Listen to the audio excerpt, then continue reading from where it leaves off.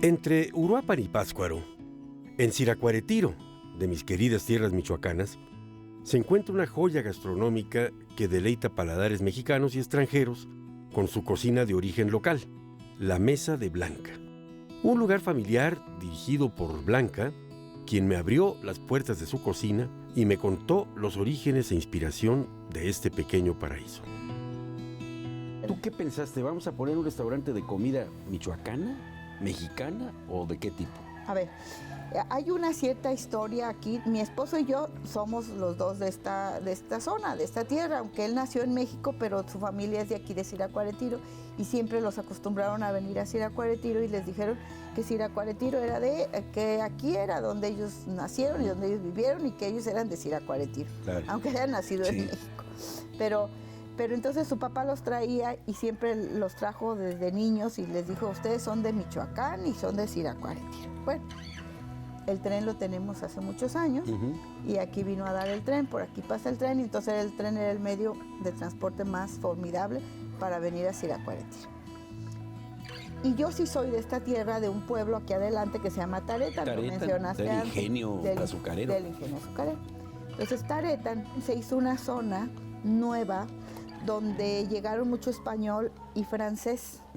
Esto les hablo ya muy adentrado el tiempo de la colonia. Como esa era la zona de más haciendas en aquel entonces, Uruapan era más bien conocido como tierra de indígenas, más que de gente europea.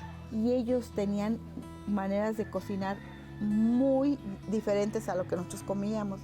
Entonces había muchas recetas en el pueblo, digamos, en Taretan. Todo eso tiene que ver con lo que comíamos. Sí, claro. Entonces, inclusive hace poquito fuimos a una casa y nos encontramos con una antigüedad que era una máquina de hacer espaguetis.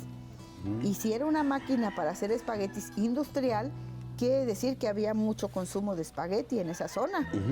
Entonces, detalles como esos son los que me hacen a mí pensar que por qué en Taretan se comía tan bien, tan delicioso, comidas tan sabrosas. Y ya una especie de cocina fusión. Es una especie de cocina fusión, exactamente. Por ejemplo, en Taretan hay una muy famosa en su tiempo, ahorita ya la gente ya ni sabe, porque aparte los pueblos han cambiado, la gente se va, llegan otros, pero de cuando yo fui niña y de mis familiares, de mis antepasados, teníamos una famosa tía Eulalia.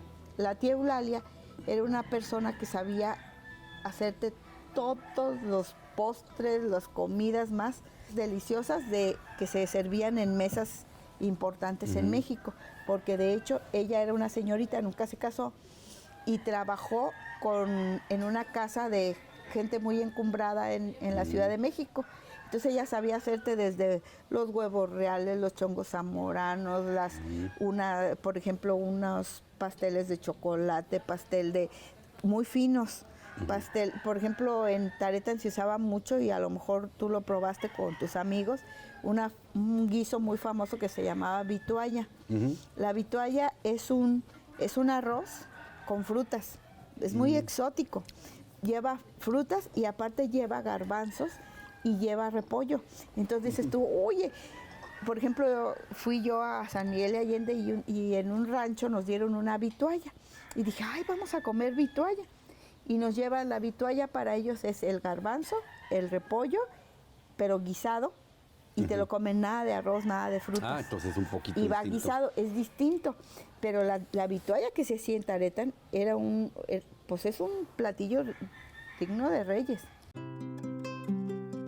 Una de las sorpresas de la Mesa de Blanca es su menú, que se llena de platillos michoacanos, pero también de ingeniosas y exquisitas combinaciones creadas por Blanca y que la han llevado a representar a Michoacán en todo el país y sí, también en parte del extranjero. Aquí en la Mesa de Blanca la gente viene, bueno, incluido yo, vine atraído en primera vez que vine por las carnitas, Sí. que nada más hacen lamentablemente sábado y domingo. Sí. Pero, ¿qué más ofreces aquí en la Mesa de Blanca? Bueno, aquí en la Mesa de Blanca se ofrecen platillos de la región, como uchepos, las corundas, el aporreadillo, la morisqueta. Hacemos nosotros, pero eso sí es un platillo de la Mesa de Blanca, preparado por mí. Es una receta que yo fusioné de una pierna adobada a un chamorro. adobado. Ok. Entonces es muy famoso el chamorro adobado y espero que ahorita lo podamos comer. Es muy famoso también el aporreadillo. El aporreadillo es de tierra caliente y lo debes de saber tú. Sí, y la morisqueta también. Y la morisqueta. De aquí hacia tierra caliente, todo el mundo come aporreadillo y antes era de Para venado. los que no sepan, es carne seca, Carne seca, pero frita con huevo. Con huevo. Y salsa. y salsa. Era de venado. Era de venado originalmente, ¿verdad? Originalmente era de venado y de venado era de la que la gente lo comía. Pero se fue acabando el venado, nos lo fuimos acabando, yo soy una de ellas, porque mi padre siempre nos llevó venado a la casa toda la vida y nos enseñaron a secar la carne y para hacer el aporreadillo.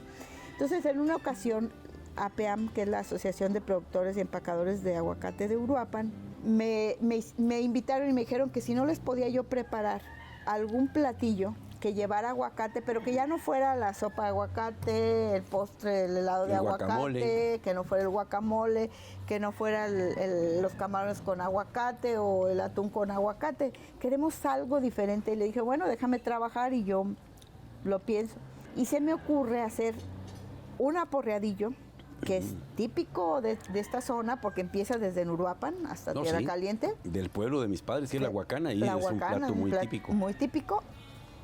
Y dije, pero con una salsa de aguacate, caliente. Caliente, una salsa caliente. Porque ustedes pueden pensar que el aguacate es nada más frío. No, porque inclusive la sopa de aguacate es fría. Es fría tradicionalmente, sí. Ese es caliente. Y se sirve y queda delicioso, y ahorita lo van a probar. Delicioso el aporreadillo en salsa de aguacate.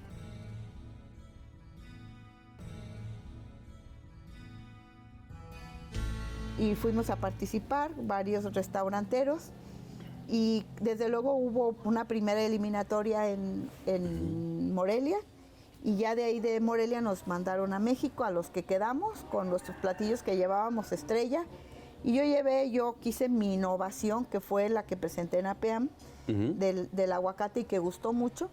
Entonces dije, yo voy a llevar, con eso voy a participar, y participé, y quedó mi platillo.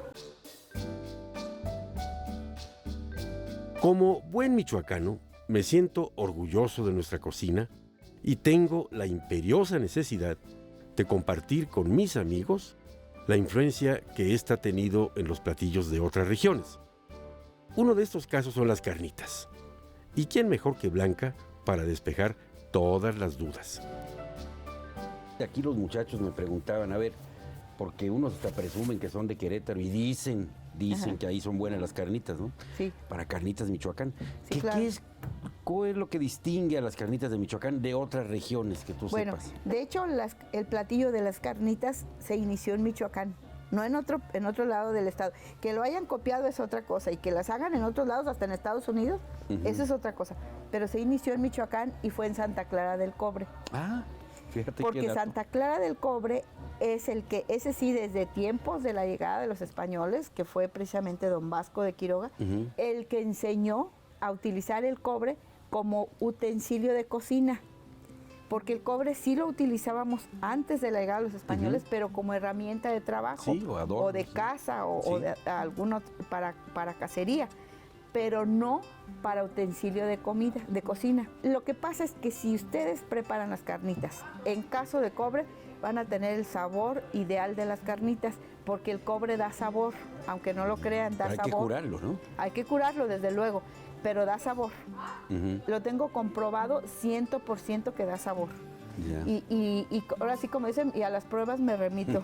Y no nada más con las carnitas. Hacemos ates, hacemos rompope, hacemos tapioca, hacemos muchos dulces que van en caso de cobre.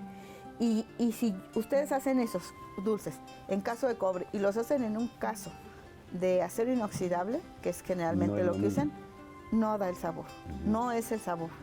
Y lo tengo súper comprobado. La nieve, por ejemplo, la nieve que comíamos antes, que era la famosa de vainilla, la nieve de vainilla. La nieve de pasta, que le llaman en Pátzcuaro. En Pátzcuaro le llaman de pasta, pero acá era nieve de vainilla. Cuando se hace en caso de cobre, tiene el sabor de antaño 100%. Digo, Blanca, pues fíjate que ya con esta plática me despertaste no solo el apetito, sino también las ganas de ver los platillos, porque los platillos hay que verlos también. Sí, ¿no? Claro, pues de la vista nace el amor. De la vista nace el amor.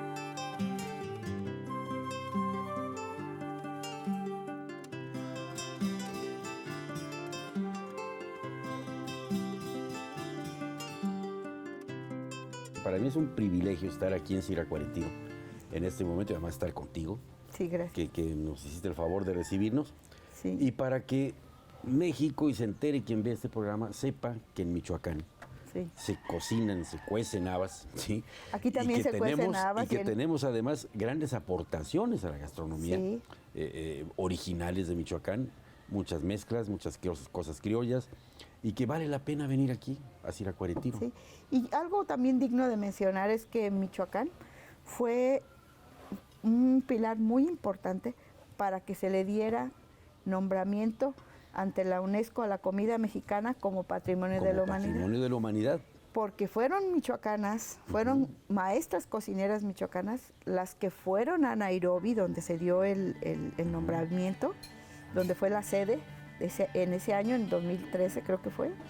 2012. Sí, porque yo recuerdo que por el tiempo también le crearon la pirecua también como patrimonio exactamente, intangible. se les dieron las dos.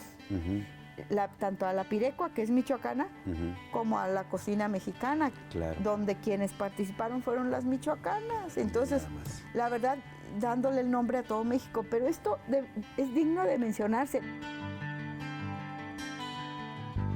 Entre sabores y aromas, me despido celebrando nuestra cultura, que transmite de generación en generación conocimientos tan importantes como nuestra gastronomía, y agradezco a mujeres como Blanca que se comprometen con compartir y desarrollar sus platillos para que de nuestras raíces continúe creciendo un nuevo México.